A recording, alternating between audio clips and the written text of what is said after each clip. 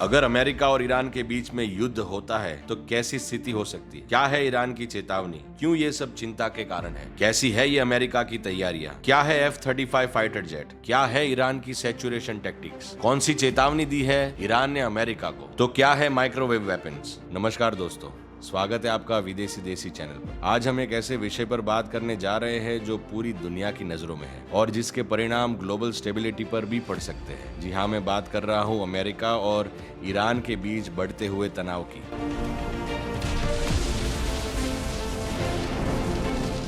पिछले कुछ समय से ये रिश्ते एक नाजुक मोड़ पर आ चुके हैं, जहां जरा सी भी गलती एक बड़े संघर्ष का रूप ले सकती है।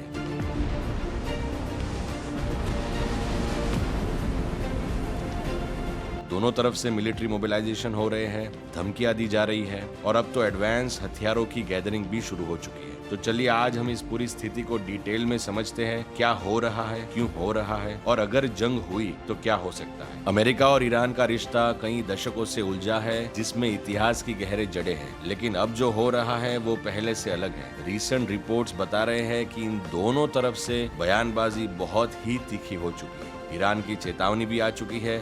ईरान ने खुलेआम चेतावनी दी है कि अगर अमेरिका या यूरोपियन यूनियन ने उस पर कोई भी जगह से हमला किया, चाहे वो उसके न्यूक्लियर फैसिलिटीज पर हो या कहीं और, तो उसका जवाब बहुत ही सख्त होगा।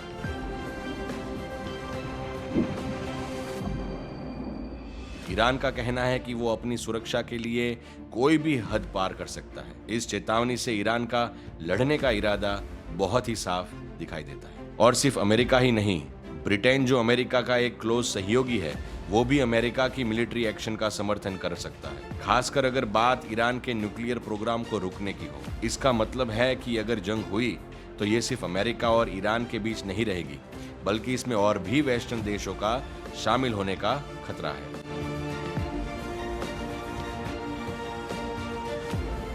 ये सब इसलिए इतना चिंता का विषय है क्योंकि ईरान के न्यूक्लियर प्रोग्राम पर पिछले कई सालों से तनाव है। जब अमेरिका ने 2018 में न्यूक्लियर डील से पीछे हटकर ईरान पर दोबारा सख्त प्रतिबंध लगाए, तब से ईरान ने भी अपने न्यूक्लियर एक्टिविटीज को बहुत ही बढ़ा दिया। तो चलिए देखते हैं अमेरिका ने मिलिट्री तैयारियां कैसी की है। जब बात मिलिट्री डिप्लॉयमेंट की आती है तो अमेरिका ने मिडिल ईस्ट में अपनी ताकत बढ़ाना शुरू कर दी है।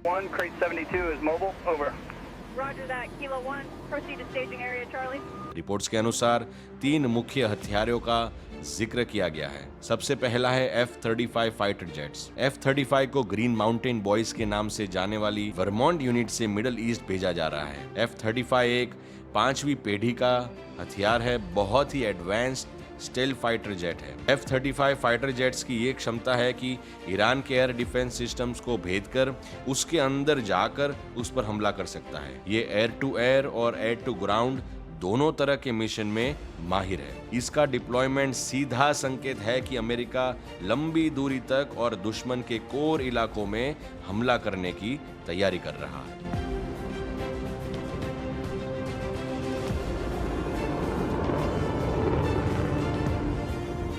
दूसरा देखते हैं EA-18G ग्रोलर्स। ये जेट्स इलेक्ट्रॉनिक वॉरफेयर के स्पेशलिस्ट हैं। EA-18G ग्रोलर्स दुश्मन के रडार सिस्टम्स, कम्युनिकेशन नेटवर्क और मिसाइल गाइडेंस सिस्टम्स को जैम कर सकता है। सोचिए अगर ईरान ने मिसाइल लॉन्च किया और ग्लोलर ने उसका गाइडेंस सिस्टम को जैम कर दिया तो वो मिसाइल भटक जाएगा। ये अमेरिका के हमलों को और ज्यादा सुरक्षित बनाता है, दुश्मन की आंखों पर पट्टी बांधने जैसा है।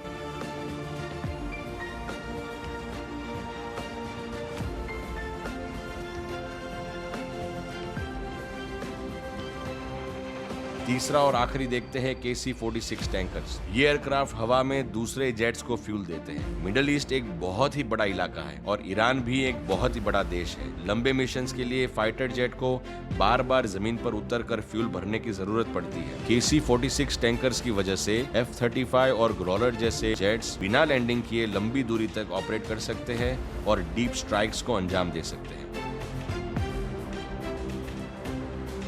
आप देख सकते हैं कि यहाँ पर इन तीनों एसेट्स को एक साथ डिप्लॉय किया जा रहा है। इसका मतलब है कि एक बहुत ही कोऑर्डिनेटेड और बड़े पैमाने पर मिलिट्री ऑपरेशन की तैयारी हो रही है। और दोस्तों, मैं यहाँ पर बताना चाहूंगा कि ऐसा नहीं कि ईरान कमजोर है। ईरान भी अपनी पूरी तैयारी में है और उसने भी कुछ बहुत गंभीर धमकियां दी है।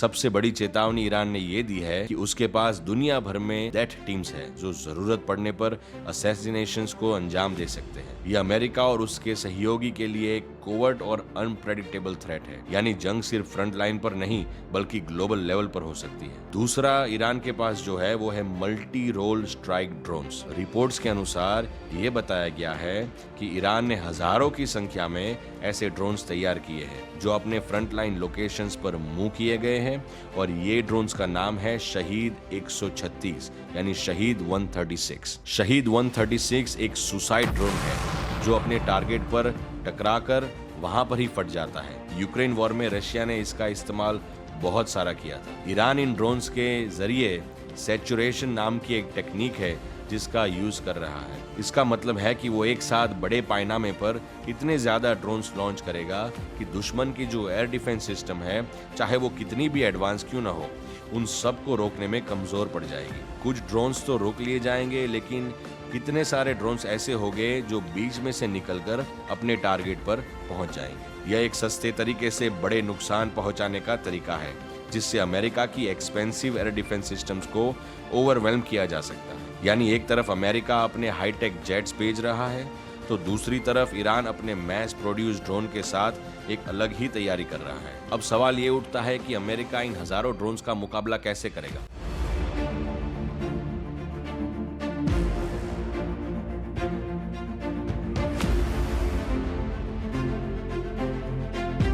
रिपोर्ट्स में इसके लिए भी कुछ एडवांस टेक्नोलॉजीज का जिक्र किया गया है। सबसे पहला आता है F-15E स्ट्राइक ईगल्स। E-15E एक बहुत ही कैपेबल मल्टी रोल फाइटर है, लेकिन यहाँ जो खास बात है वो है इनमें लगे हुए ड्रोन स्ट्राइकिंग लेजर्स। ये एक लेजर वेपन है जो अभी एक नए दौर की टेक्नोलॉजी कह सकते हैं आप उसे।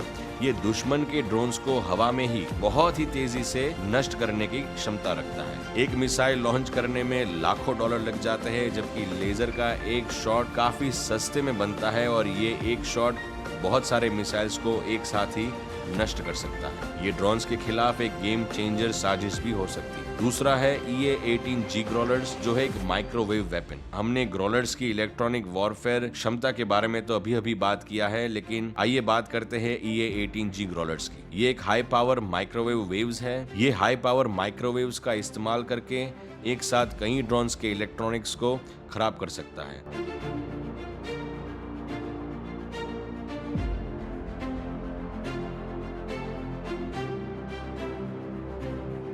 फॉर एग्जाम्पल, यदि आप आपका फोन माइक्रोवेव में रख देते हैं तो क्या होगा? उसके अंदर के जो सर्किट्स है वो खराब हो जाएंगे। कुछ ऐसे ही इफेक्ट ये बड़े पैमाने पर ये ड्रोन्स पर डाल सकता है। तीसरा और आखिरी है लिंक 16। ये सब हाईटेक हथियार तभी काम कर सकते हैं जब ये एक दूसरे से जुड़े हों, और यही काम करता है लिंक 16। तो क्या है ये लिंक 16? ये एक सिक्योर डेटा लिंक सिस्टम है जो अमेरिका के अलग अलग मिलिट्री एसेट्स जैसे कि fighter jets, warships, ground units और कमांड सेंटर्स को रियल टाइम में जुड़ा रखता है। इससे सभी यूनिट्स को एक जैसी जानकारी मिलती है, जैसे दुश्मन के ड्रोन्स कौन से एग्जैक्ट लोकेशन पर है, उनका रास्ता क्या है, हमले का खतरा क्या है और सबसे अच्छा जवाब क्या हो सकता है। ये सभी यूनिट्स को एक साथ मिलकर काम करने में और बहुत ही तेजी से फैसला लेने में मदद करता है। यानी अमेरिका सिर्फ हथियार ही नहीं भेज रहा, बल्कि एक पूरा हाईटेक इकोसिस्टम तैयार किया है जो ईरानियन थ्रेट्स का मुकाबला कर सके। चलिए एक मिनट के लिए कल्पना करते हैं कि अगर ये जंग छिड़ जाए तो क्या हो सकता है। चलिए एक हाइपोथेटिकल सिचुएशन देखते हैं और सिनारियो देखते हैं। सबसे पहला होता है कि ड्रोन स्वॉर्म्स का मुकाबला अमेरिका कैसे करेगा। ईरान हजारों ड्रोन्स लॉन्च करता है, लेकिन अमेरिका के F-15E स्ट्राइक ईगल्स अपने ड्रोन स्ट्राइकिंग लेजर्स के साथ और EA-18G ग्रोलर्स अपने माइक्रोवेव वेपन्स के साथ इन ड्रोन्स को हवा में ही नष्ट करते हैं। लिंक 16 की मदद से सारी यूनिट्स को पता चलता है कि कौन सा ड्रोन कहां से आ रहा है और उसको कैसे रोकना है। उसी समय F-35 का हमला भी हो सकता है। जब ग्रोलर्स और F-15Es ड्रोन थ्रेट को कंट्रोल कर रहे हैं, उसी समय तब F-35 स्टेल्थ जेट्स ईरान के एयर डिफेंस सिस्टम को बाईपास करते हुए ईरान के अंदर घुसकर हमला करते हैं। यहाँ पर बहुत सारे पॉसिबल टारगेट्स भी हो सकते हैं। ये टारगेट्स मिलिट्री इंस्टॉलेशंस हो सकते हैं, कमांड एंड कंट्रोल सेंटर्स हो सकते हैं, न्यूक्लियर फैसिलिटीज हो सकती है, और क्या पता है शायद ये अयातोला के महल जैसे हाई वैल्यू टारगेट्स पर भी हमला हो सकता है, जो ईरान की लीडरशिप पर सीधा दबाव डाल सकता है।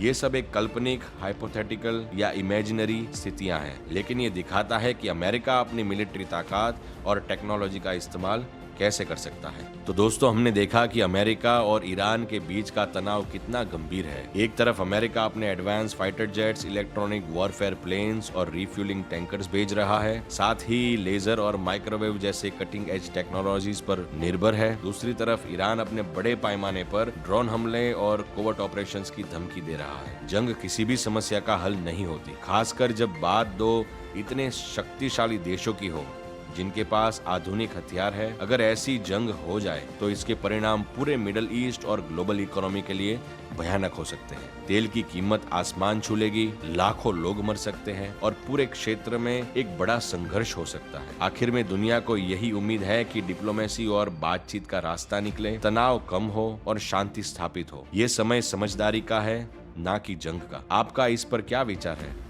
कमेंट्स में जरूर बताइए, और अगर आपको ये वीडियो पसंद आया हो तो लाइक, कमेंट और शेयर जरूर कीजिए। धन्यवाद, नमस्कार, शुभकामनाएं।